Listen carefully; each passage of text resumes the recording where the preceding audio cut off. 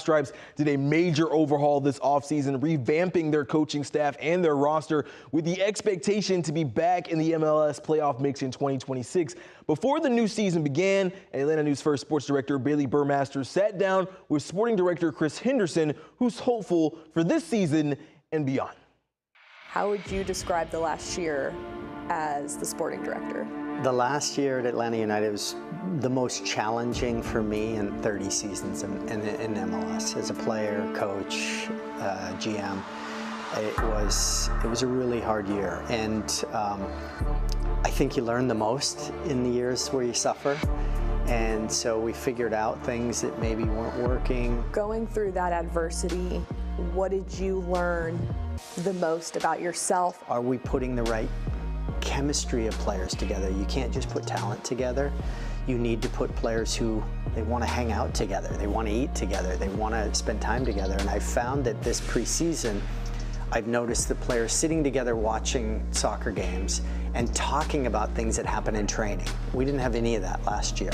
And so naturally the culture is shifting. Do you feel like seeing that culture cultivate with this group is something that makes you hopeful sitting here right now for the season? Oh yeah, yes, for sure. I'm optimistic of where we're going to go. I have a history of working with Tata Martino and his staff, so I know them well from my time together in Miami.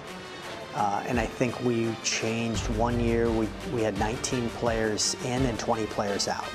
So I understand the value of how you can change a team pretty quickly in this league. We couldn't get momentum. We had a lot of injuries. Confidence was low.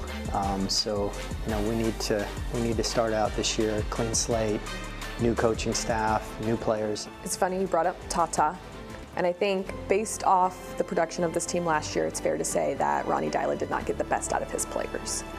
Why was Tata the right man for the job at this point where this organization sits? Tata's the winningest coach percentage-wise in league history. So it's hard to look away from him winning. He's done it before when he was here, but I actually think he's a different coach than when he was here the first time.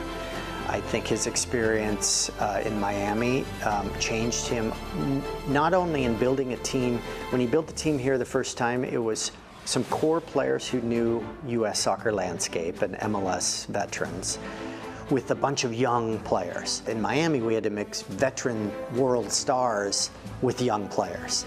And all of the young players we had, homegrowns and draft picks, played way above their level. And I think that goes into Tata coaching.